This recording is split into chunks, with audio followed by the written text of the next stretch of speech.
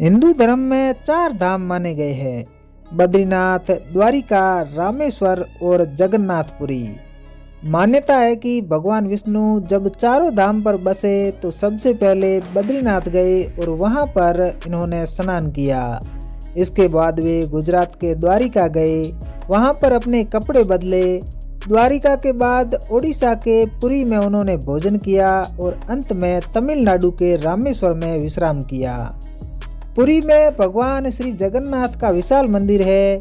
पुरी के इस मंदिर में भगवान जगन्नाथ, उनके भाई बालभद्र और बहन सुभद्रा की लकड़ी की मूर्तियां है। लकड़ी की मूर्तियों वाला देश का ये एक अनोखा मंदिर है। साथ ही इस मंदिर से जुड़ी कई कहानियां हैं जो सदियों से ही रहस्य बनी हुई है। यहाँ के चमत्कारों को जानकर कोई भी हैरान हुए बगैर नहीं रह सकता। इस कृष्ण मंदिर से जुड़े कुछ ऐसे अनोखे तथ्य हैं जिन्हें जानकर आप दंग रह जाएंगे कि क्या वास्तव में भी ऐसा होता है। वास्तव में यह मंदिर आस्था के साथ साथ अपने इन रहस्यों के लिए भी प्रसिद्ध है। इस मंदिर से जुड़े कई ऐसे राज हैं जिसे विज्ञान की कसौटी पर कई बार परखने की कोशिश की गई, मगर राज आज भी अनसुलझे ही है।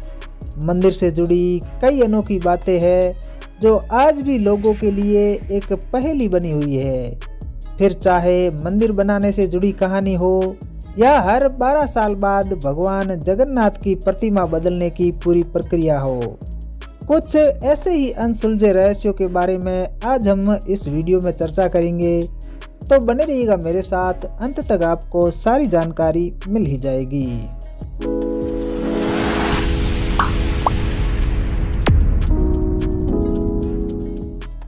तो दोस्तों, इस वीडियो की शुरुआत प्रभु की प्रतिमा से जुड़ी कहानी से करते हैं। ऐसी मान्यता है कि मंदिर में मौजूद प्रतिमा के अंदर ब्रह्मा जी का वास है। जब श्री कृष्ण ने धर्म की स्थापना के लिए धरती पर अवतार लिया तब उनके पास अलौकिक शक्तियां थी, लेकिन शरीर पूरा मानव का था। जब धरती पर उनका समय पूरा हो गया तो वे शरीर को त्याग कर अपने धाम चले गए और इसके बाद उनके शरीर का पांडवों ने अंतिम संस्कार किया, लेकिन इस दौरान उनका दिल आग से धधकता रहा। पांडवों ने उनके दिल को जल में प्रवाहित कर दिया। तब ये एक लकड़ी के लट्ठे के रूप में बदल गया और इसके बाद यही लट्ठा राजा इंद्रद्युम्न को मिल गया। राजा इंद्रद्युम्न भगवान श्री कृष्ण के परम भक्त थे। वे इस लट्ठे को ले आए और इस मंदिर में स्थापित कर दिया। तब से ही ये लट्ठा इस मंदिर में मौजूद है। हर 12 साल बाद भगवान श्री कृष्ण की मूर्ति बदली जाती है, लेकिन लट्ठा वैसे ही रहता है। इससे जुड़ी एक दिलचस्प कहानी भी है। जब मंदिर के पुजारी इस लट्ठे को बदलते हैं तो उनकी आंखों पर पट्टियां बंधी रहती है और हाथ कपड़े से ढके रहते हैं। ऐसे में पुजारी ना तो इसे देख पाते हैं और ना ही छू पाते हैं। ऐसा माना जाता है कि जो कोई भी इस लट्ठे को देख लेता है तो उसकी मौत हो जाती है। इसके अलावा भी इस मंदिर के ऐसे कई रहस्य हैं जो मंदिर के भक्तों के लिए बेहद ही खास बने हैं। जगन्नाथपुरी मंदिर जितना खूबसूरत है उतना ही रहस्यमयी है। समुद्र के किनारे बसा यह मंदिर अपने अंदर कई देवीय चमत्कारों को समेटे हुए है। यहाँ विज्ञान के कई नियम भी काम नहीं करते।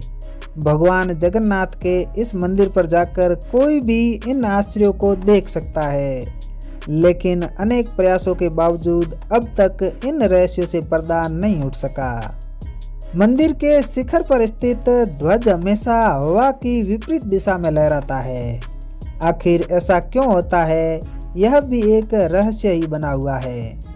एक और अद्भुत बात इस ध्वज से जुड़ी है कि इस ध्वज को हर रोज बदला जाता है और बदलने वाला व्यक्ति भी उल्टा चढ़कर ध्वज तक पहुंचता है। मान्यता है कि अगर किसी दिन इस झंडे को नहीं बदला गया तो शायद यह मंदिर अगले 18 सालों तक बंद हो जाएगा। जगन्नाथ मंदिर के शिखर पर एक सुदर्शन चक्र लगा है जिसके बारे में कहा जाता है कि उसे किसी भी दिशा में खड़े होकर देखे पर ऐसा लगता है कि चक्र का मुंह आपकी तरफ ही है। इसे नील चक्र भी कहते हैं और यह अष्ट धातु से निर्मित है, जिसे हिंदू धर्म में अति पावन और पवित्र माना जाता है। यह मंदिर दुनिया का सबसे भव्य और ऊंचा मंदिर है। यह मंदिर लगभग 4 लाख वर्ग फुट क्षेत्र में फैला है और इसकी ऊंचाई लगभग 214 फुट है। इस मंदिर की ऊंचाई का अनुमान इस बात से लगाया जा सकता है कि इस मंदिर के पास खड़े रहकर इसका गुंबद देख पाना असंभव है। मुख्य गुंबद की छाया दिन के किसी भी समय अदृश्य ही रहती है। इसे जमीन पर कोई भी नहीं देख पाता। हमारे पूर्वज कितने बड़े इंजीनियर रहे होंगे, यह इस मंदिर के उदाहरण के रूप में समझा जा सकता है। पुरी के इस मंदिर का यह भव्य रूप 7वीं सदी में ही निर्मित कर दिया गया था। और दोस्तों, आपको ये जानकर हैरानी होगी कि मंदिर के ऊपर गुंबद के आसपास अब तक कोई पक्षी उड़ता हुआ नहीं देखा गया। इसके ऊपर से विमान भी नहीं उड़ते। मंदिर के शिखर के पास पक्षी उड़ते नजर नहीं आते, जबकि देखा गया है कि भारत के अधिकांश मंदिरों के गुंबदों पर पक्षी बैठ जाते हैं या आसपास उड़ते हुए नजर आते हैं। जगन्नाथपुरी के मंदिर के आसपास हवाएं भी विपरीत दिशा में चलती है। आमतौर पर हवा समुद्र से जमीन की ओर आती है, लेकिन यहाँ पर हवा जमीन से समुद्र की ओर जाती है। इस मंदिर में आने वाले भक्तों के लिए 24 घंटे प्रसाद के रूप में भोजन तैयार रहता है। यहाँ पर लगभग 500 रसोइयों और 300 सहयोगियों की मदद से 24 घंटे भोजन बनाया जाता है। लगभग 20 लाख भक्त इस मंदिर से रोज भोजन प्राप्त करते हैं। कहा जाता है कि मंदिर में प्रसाद कुछ हजार लोगों के लिए ही बनाया जाता है, लेकिन इससे लाखों लोगों का पेट भर जाता है। मंदिर के अंदर पकाने के लिए भोजन की मात्रा पूरे वर्ष भर के लिए रहती है, लेकिन प्रसाद का एक भी कण कभी व्यर्थ नहीं जाता। मंदिर की रसोई में प्रसाद पकाने के लिए 7 बर्तन एक दूसरे पर रखे जाते हैं और सब कुछ लकड़ी पर ही पकाया जाता है। इस प्रक्रिया में शीर्ष पर रखे बर्तन में सामग्री पहले पकती है और फिर इसके नीचे की एक के बाद एक पकती जाती है, अर्थात सबसे ऊपर रखे बर्तन का खाना सबसे पहले पकता है। क्या ये चमत्कार से कम है? तो दोस्तों, आप ही कमेंट करके बताएं। जगन्नाथपुरी मंदिर समुद्र के किनारे पर स्थित है। मंदिर में एक सिंह द्वार है।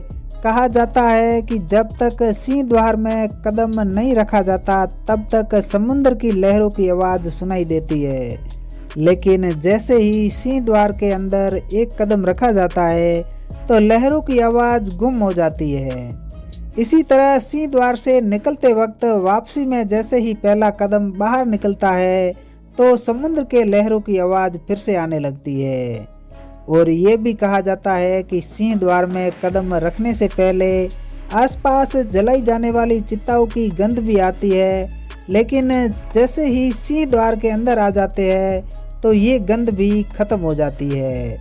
सिंह द्वार के ये रहस्य भी अब तक रहस्य ही बने हुए हैं। और दोस्तों, आपको ये जानकर हैरानी होगी कि इस मंदिर में विश्व की सबसे बड़ी रथ यात्रा निकाली जाती है। आषाढ़ मास में भगवान रथ पर सवार होकर अपनी मौसी रानी गुंडीचा के घर जाते हैं। यह रथ यात्रा लगभग 5 किलोमीटर लंबी होती है। रानी गुंडीचा भगवान जगन्नाथ के परम भक्त राजा इंद्रद्युम्न की पत्नी थी, इसीलिए रानी को भगवान जगन्नाथ की मौसी कहा जाता है। अपनी मौसी के घर भगवान लगभग 8 दिन रहते हैं और आषाढ़ शुक्ल दशमी को वापसी यात्रा होती है। इस यात्रा में लाखों भक्त शरीफ होते हैं। तो दोस्तों, कैसा लगा ये वीडियो कमेंट करके ज़रूर बताएं। वीडियो अगर अच्छा लगा हो तो वीडियो को लाइक और चैनल को सब्सक्राइब करें। मैं मिलता हूँ किसी नए वीडियो के साथ किसी नए टॉपिक पर। तब तक के लिए जय हिंद, वंदे मातरम।